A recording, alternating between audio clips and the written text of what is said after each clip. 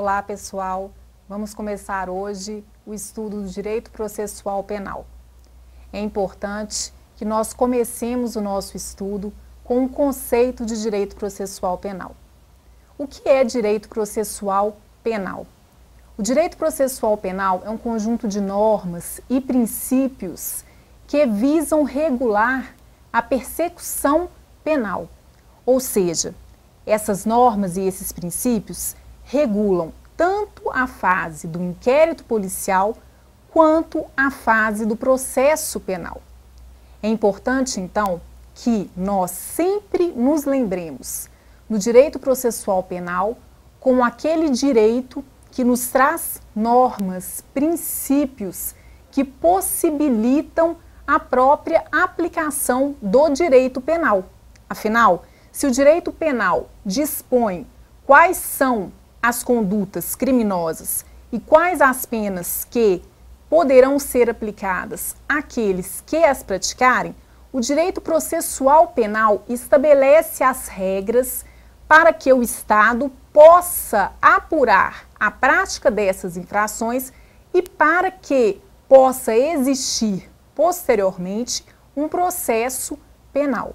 Assim, de nada valeria a existência de um direito penal sem a possibilidade de aplicar por intermédio do direito processual penal. Qual é, então, a finalidade do direito processual penal? Nós vemos no slide que, visto o conceito, é importante nós estudarmos a finalidade do direito processual penal. O slide, por favor. Conceito foi estudado. O conceito é o conjunto de normas e princípios que possibilitam a persecução penal tanto na área investigatória, na área do inquérito policial, como também durante o processo penal, quando já existe uma ação penal. Finalidades. Quais seriam as finalidades do direito processual penal? A primeira finalidade, obviamente, seria a própria solução do conflito. E a segunda finalidade seria possibilitar, viabilizar a aplicação do direito penal. Quem são os sujeitos da relação processual penal? Os sujeitos da relação processual penal são as partes e o magistrado. Mas como figuram as partes e o magistrado no processo penal? De um lado, temos aquele que acusa, em regra, o Ministério Público, mas também poderá ser a vítima ou seu representante legal, nós veremos isso. E do outro lado, o acusado, o suposto autor do fato. É importante que nós nos lembremos que, existindo aquele que acusa e aquele que é acusado, a decisão final será prolatada pelo magistrado. Slide, por favor. O magistrado será aquele que prolatará a decisão final, sendo que é de suma importância a imparcialidade do juiz e que sejam seguidas todas as normas previstas no Código de Processo Penal. Visto o direito processual penal, conceitos, finalidades, as partes no direito processual penal, a figura do magistrado, é importante que nós vejamos agora quais são os sistemas processuais. Vejam no slide. Existem 3 sistemas processuais que nós estudaremos. O sistema inquisitivo, o sistema acusatório e o sistema misto ou acusatório formal.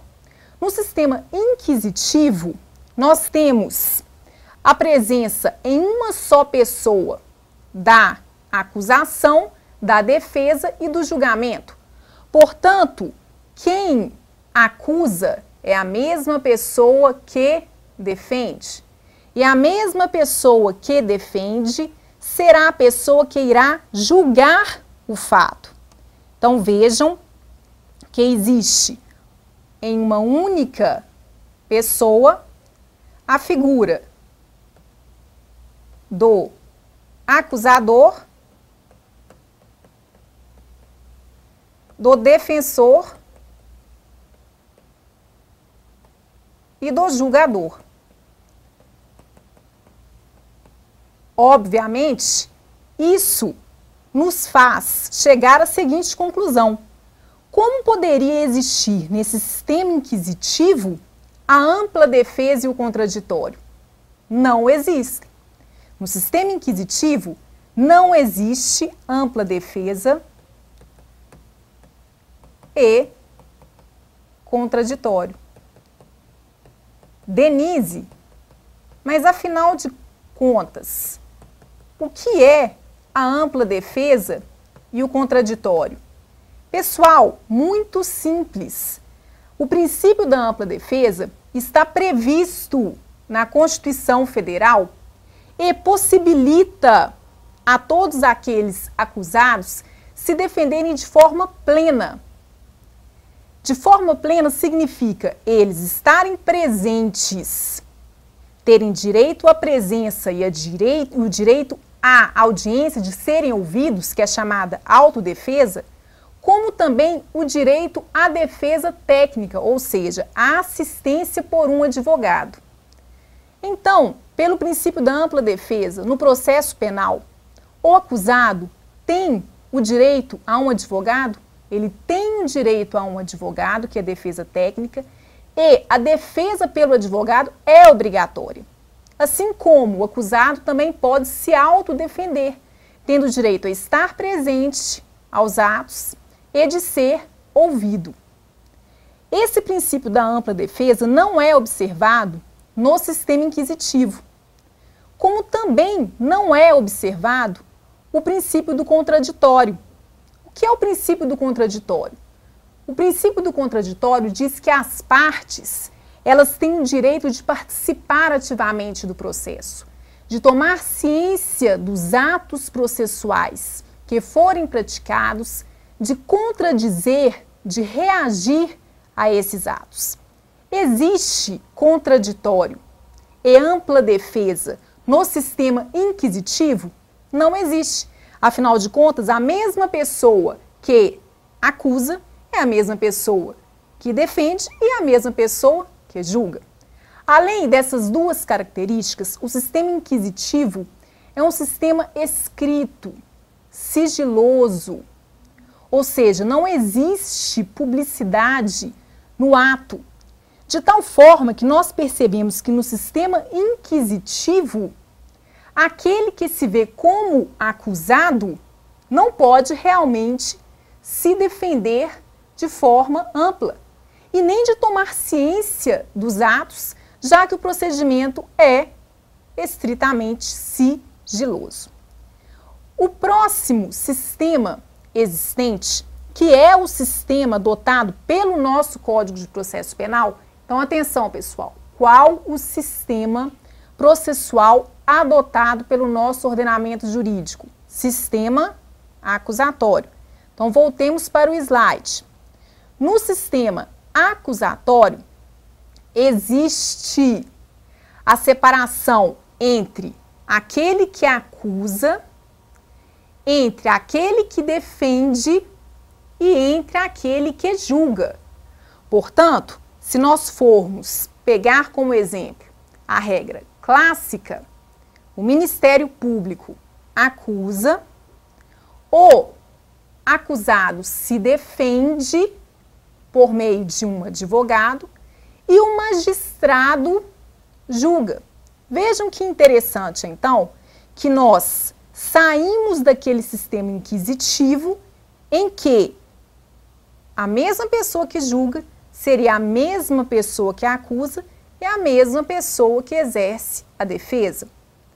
Voltando para o sistema contraditório, para o sistema acusatório, quer dizer, nós também temos que perceber uma segunda característica muito importante. Ao contrário do sistema inquisitivo, no sistema acusatório, existe ampla defesa.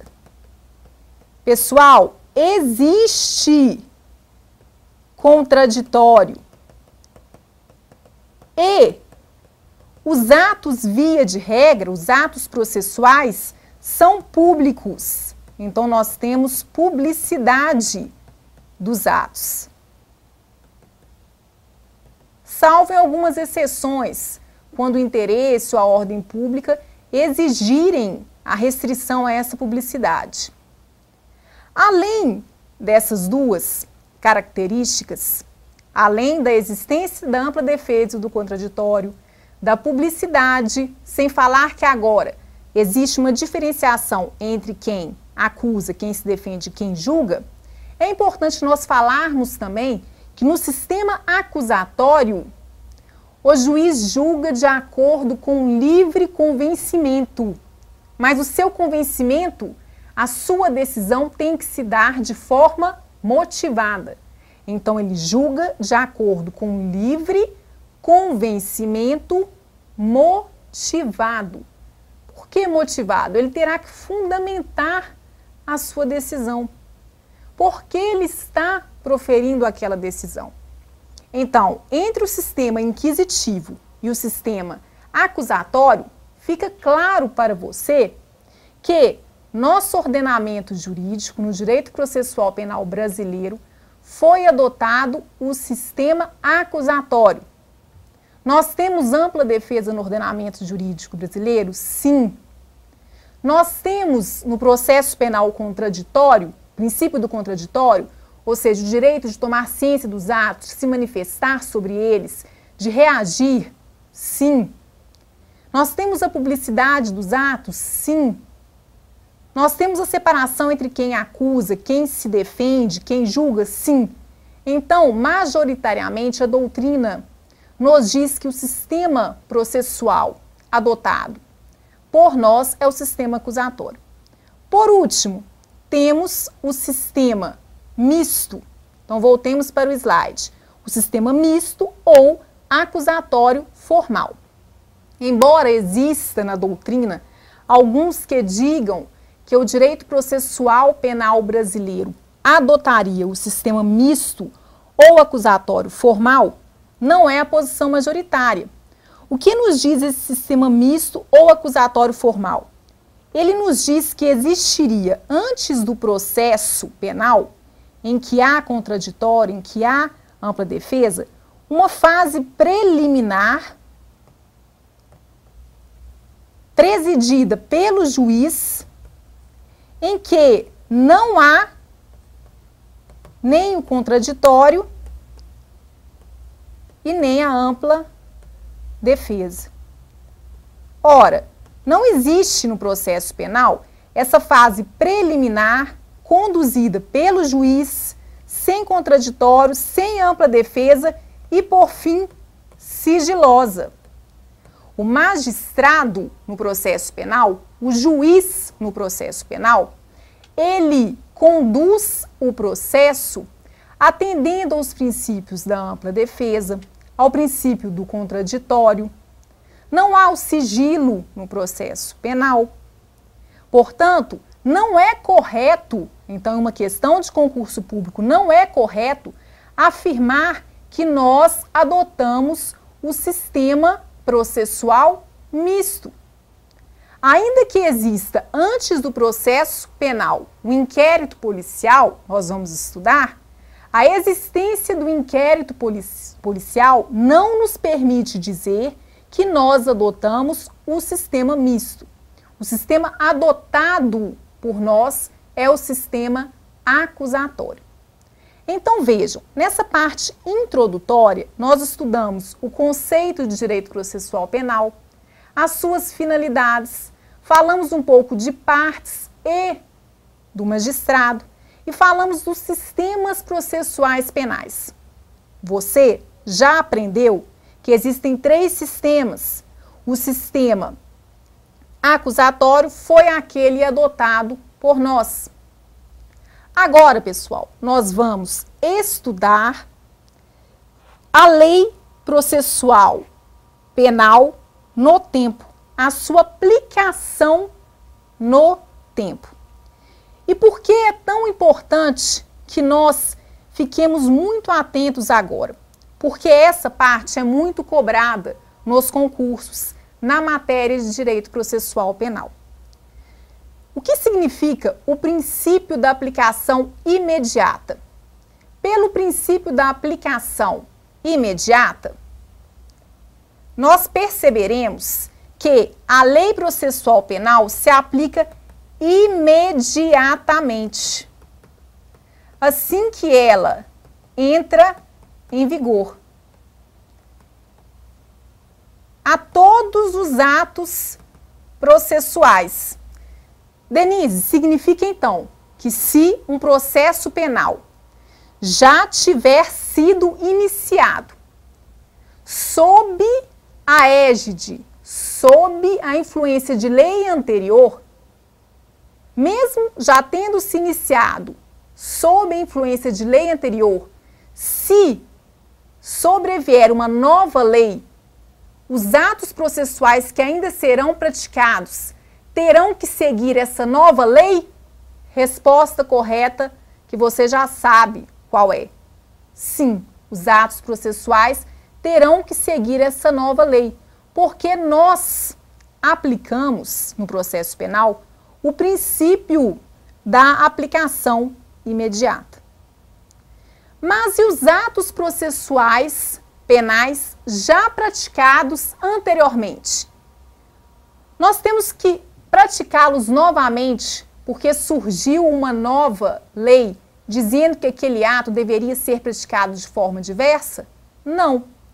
Aí nós temos o princípio do tempus regit actum, ou seja, os atos anteriores são regidos pela lei do tempo que regia aquele ato. Portanto, o ato praticado anteriormente será considerado válido. Então, nós tivemos aqui dois ensinamentos importantíssimos.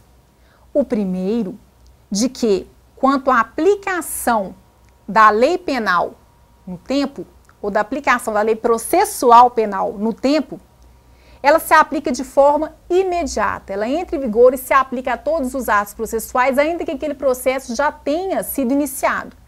Agora, com relação aos atos praticados anteriormente, esses são considerados válidos? Sim, porque nós temos o princípio tempus regit actum. Nesse caso, os atos anteriores são considerados válidos. No entanto, existem normas chamadas de normas híbridas ou mistas. Essas normas híbridas ou mistas têm um conteúdo penal e um conteúdo processual penal. Elas não são de natureza exclusivamente processual penal. Essa norma mista ou híbrida merece ser analisada com mais cuidado. Por quê? Porque se aparecer para você este termo e for feita uma pergunta atinente à aplicação da lei processual no tempo, vocês vão se lembrar de que ela retroagirá se for mais benéfica ao réu. O que significa isso? Significa que se uma norma, além de um conteúdo processual penal, tem um conteúdo penal, e aí no concurso estará escrito norma híbrida, se ela for mais benéfica ao réu, ela tem que retroagir. E aí os atos praticados anteriormente têm que seguir a lei nova. Mas somente se a norma for híbrida e ela for mais benéfica ao réu. E se porventura essa norma híbrida não for mais benéfica ao réu? Se essa norma híbrida não for mais benéfica ao réu, ela não irá retroagir. Ou seja, ela só será aplicada a partir da sua entrada em vigor. E por que que existe esse tratamento para a norma mista ou a norma híbrida? Porque como ela tem uma natureza penal e processual penal, prevalece o que diz o Código Penal, prevalece o que estabelece o direito penal. O direito penal nos diz que a lei penal não retroagirá. O que é retroagir? Alcançar um fato passado, salvo se for para beneficiar o réu. Então, se existe uma lei, uma norma, que ela não é somente processual, mas tem um conteúdo penal, ou seja, irá influir diretamente no direito de liberdade do réu, por exemplo, nós temos que nos perguntar, ela é mais benéfica? Sim, então ela vai retroagir. Ela não é mais benéfica? Não, então nós aplicamos a regra do direito processual penal, que é a aplicação imediata dessa lei, sendo considerados válidos os atos praticados sob a vigência da lei anterior. Princípio tempus regit actum. Então vejam a importância do que nós aprendemos aqui. Nós vimos e estamos estudando a aplicação da lei processual penal no tempo. Todos já aprenderam então o que é o princípio da aplicação imediata, o que é o princípio do tempus regit actum, aprendemos a validade dos atos anteriores e aprendemos, por fim, neste tópico, o que é a norma mista ou híbrida, que é uma exceção ao tratamento da aplicação da lei processual penal no tempo. Agora, nós vamos estudar a aplicação da lei processual penal no espaço. É importante que nós aprendamos o princípio da territorialidade absoluta. O que dispõe o artigo 1º do Código de Processo Penal brasileiro? A lei processual penal brasileira se aplica em todo o território nacional.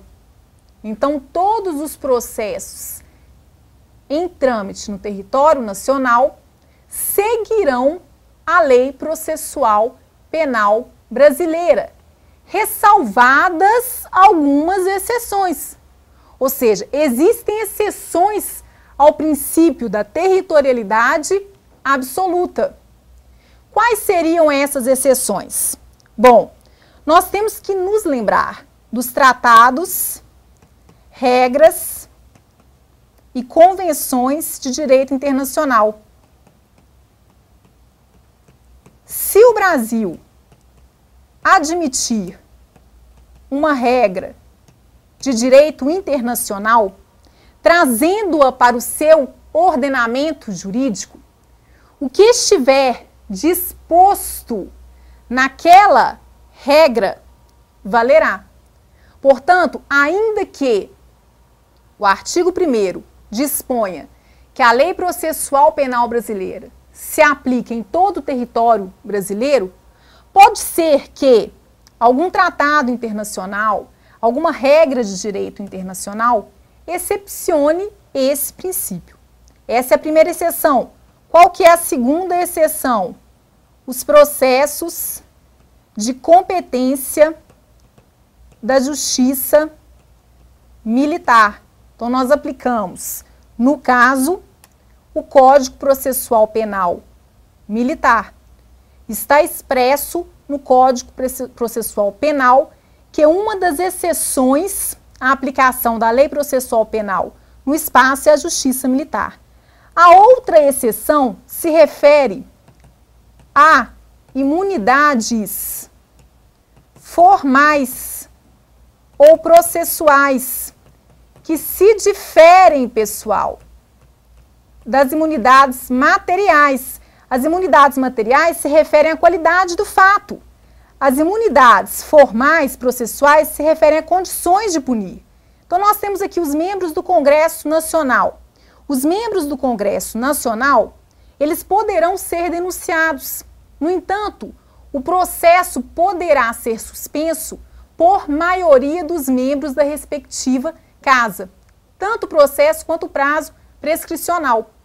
O presidente da República poderá ser responsabilizado por fatos relativos ao exercício de suas funções, mas para isso é necessário uma licença prévia para que exista o processo de 2/3 dos membros da Câmara dos Deputados.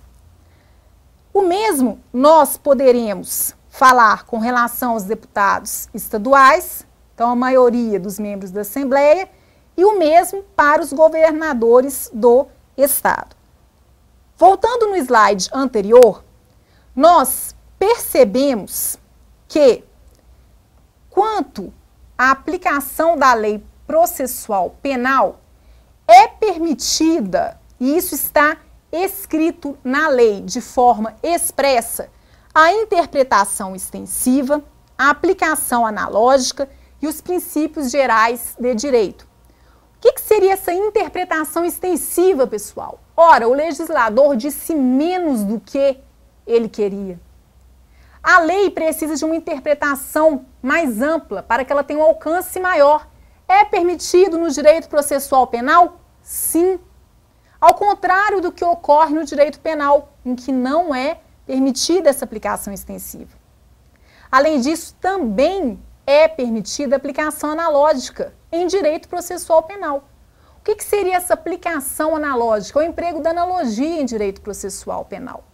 Se existe uma lei regulando um fato e existe um outro fato que não é regulado por lei alguma, mas que se parece com o fato regulado, nós aplicamos a lei existente. A analogia no direito processual penal, ela é permitida, enquanto que no direito penal, ela é vedada.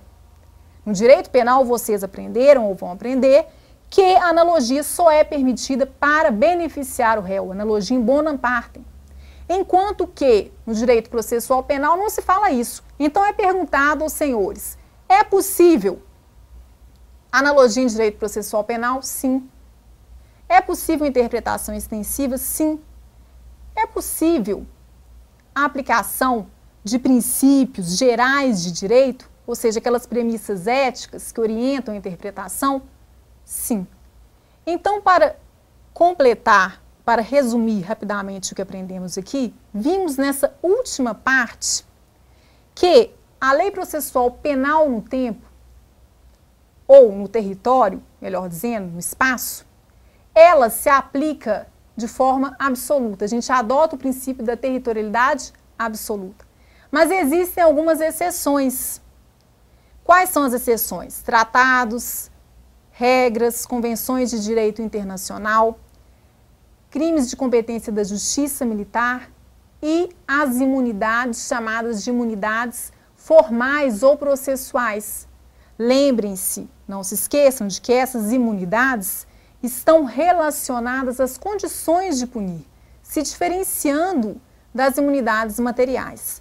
No processo penal, nós podemos ver as imunidades dos membros do Congresso Nacional, do chefe do Poder Executivo. E eu espero que tenha ficado claro para você o conceito, a finalidade de direito processual penal, as partes, os sistemas processuais penais, a aplicação da lei processual penal no tempo, princípio da aplicação imediata, e no espaço, princípio da territorialidade absoluta com as suas exceções. Obrigada.